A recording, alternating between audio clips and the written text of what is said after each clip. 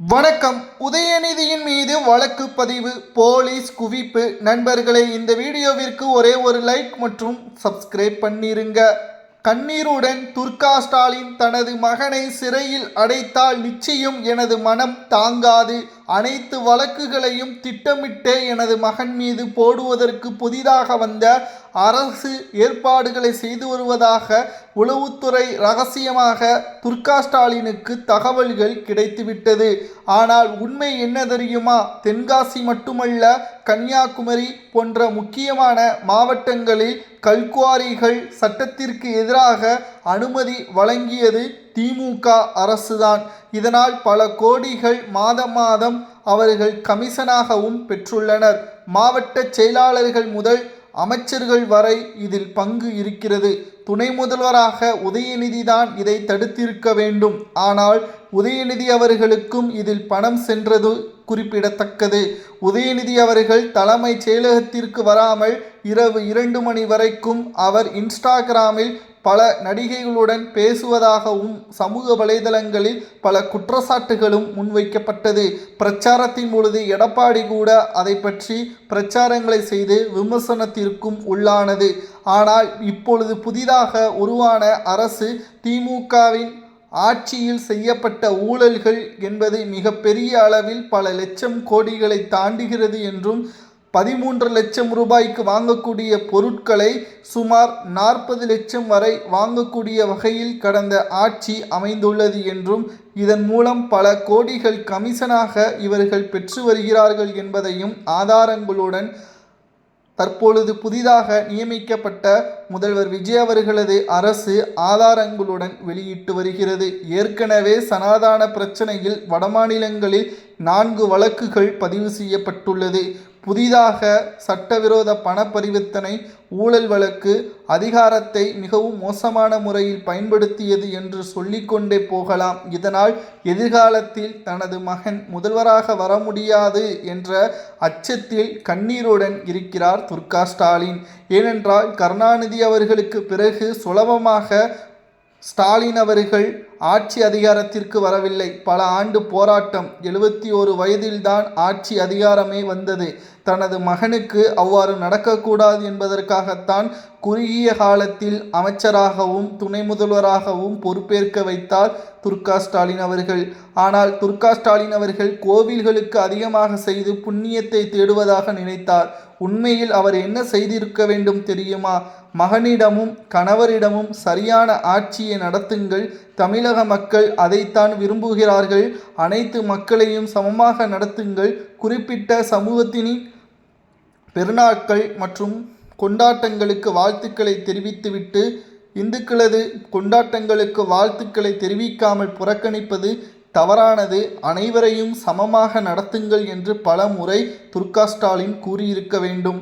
ஆனால் அவர் அவ்வாறு கூறாமல் கோவில்களில் சிறப்பு பூஜைகளை செய்து அவர் தனது கணவர் செய்த தவறையும் மகன் செய்த தவறையும் சரி செய்ய முயற்சி செய்தார். இதுதான் துர்கா ஸ்டாலின் செய்த தவறு. உதயநிதி அவர்கள் மீது மக்கள் கடுமையான கோபத்தில் தான் இருக்கிறார்கள். சட்டசபையிலும் கூட சபாநாயகர் நியமிக்கப்பட்ட ஜே.சி.டி. பிரபாகரன் அவர்கள் முதல்வராக விஜய் நீடிக்கலாமா வேண்டாமா என்ற கேள்வி பதிலுக்கு சனாதானத்தை தேவையில்லாமல் பேசி மீண்டும் சர்ச்சையில் சிக்கியுள்ளார் உதயநிதி அவர்கள். இதில் இருந்து மீண்டும் அவர் வெளியே வர முடியாத அளவிற்கு வடமாநிலங்களில் கழிவறைகளில் உதயநிதியின் போட்டோக்களை ஒட்டி அங்கு திமுகவின் ஒட்டுமொத்த மானத்தையும் கழிவறைக்கே கொண்டு வந்துவிட்டார்கள். இது மட்டுமல்ல, புதிதாக நியமிக்கப்பட்ட அரசு டெல்லிக்கு சென்று பிரதமர் மோடி அவர்களை சந்தித்த மாண்புமிகு முதல்வர் விஜய் அவர்கள் தமிழ்நாட்டில் நடந்த ஊழல்கள், சட்டத்திற்கு விரோதமான பண பரிவர்த்தனை, தமிழ்நாட்டின் அனுமதியுடன் அமலாக்கத்துறை அதிகாரிகள் எப்போ வேண்டுமானாலும் விசாரணைக்கு வரலாம், நாங்கள் தடையாக இருக்க மாட்டோம், யார் மீது எல்லாம் சந்தேகமும் வழக்கும் இருக்கிறதோ அவர்களை எப்போ வேண்டுமானாலும் விசாரணைக்காக டெல்லிக்கு அழைத்து செல்லலாம் என்பதை உள்துறை அமைச்சர் அமித்ஷா அவர்களிடம் தெரிவித்துள்ளார்.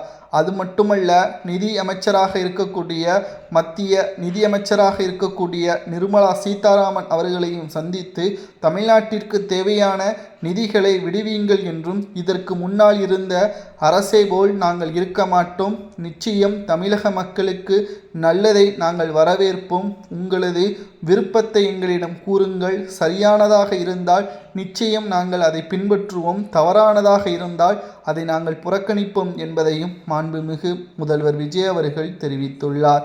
மேலும் துர்கா ஸ்டாலின் அவர்களுக்கு மிகப்பெரிய ஒரு பயமே அன்று எம்ஜிஆர் அவர்கள் திமுகவில் இருந்து விலகி அதிமுகவை தொடங்கி தொடர் முதல்வராக பதவியேற்றதை போல கருணாநிதி அவர்களால் ஆட்சி அமைக்க முடியாத சூழல் ஏற்பட்டது போல தற்பொழுது விஜய் அவர்களது அரசியலும் உருவாகியுள்ளது.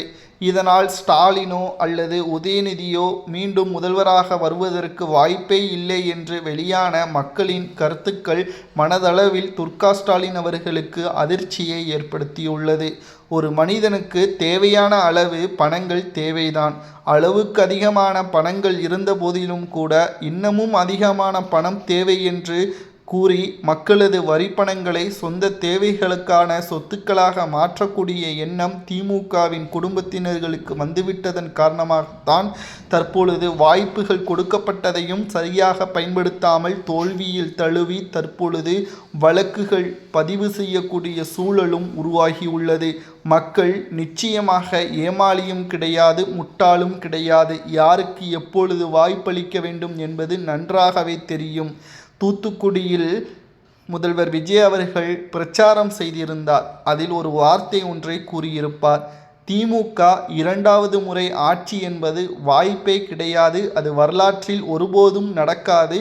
இவர்கள்தான் பிரச்சாரங்களை செய்து வருகிறார்கள். 2வது முறை தமிழக மக்கள் முதல்வராக இருந்த ஸ்டாலின் அவர்களுக்கு வாய்ப்பை வழங்காமல் இருப்பார்கள் என்பதையும் அப்பொழுது விஜய் அவர்கள் தெரிவித்திருந்தார். அவர் சொன்னது போல்தான் தற்பொழுது நடந்துள்ளது.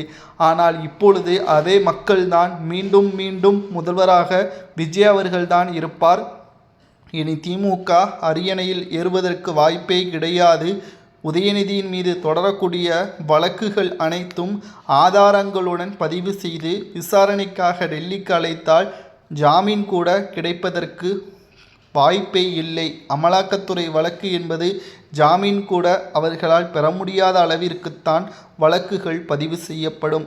இது திமுகவிற்கு மிகப்பெரிய ஒரு சிக்கலையும் அதிர்ச்சியையும் ஏற்படுத்தியுள்ளது. நிச்சயமாக திராவிட முன்னேற்றக் கழகத்தின் மிகப்பெரிய ஒரு சோதனை களமாக அடுத்த 5 ஆண்டுகள் வரப்போகிறது.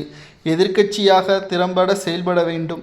எதிரி கட்சியாக செயல்பட்டால் மக்கள் இன்னமும் திமுகவை புறக்கணிப்பார்களே தவிர அவர்கள் மீது வாய்ப்புகள் வழங்குவது கடினம்தான் என்றும் கூறப்படுகிறது.